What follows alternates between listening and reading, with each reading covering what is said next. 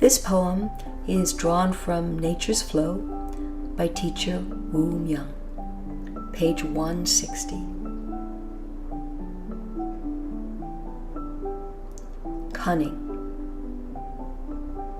The old cat is resting near the stove, for it is cunning. Its cunning is the habits it has gained from its experiences. Even when it comes to humans, the countless things one has in his mind are all born of his cunning. This cunning of the mind destroys a person. It destroys him because it means that he does not know what is real. He is shackled to the falseness he has, thus preventing him to see reality and adding to his habits. Such is man. This is why, for man, wisdom is born of non-existence,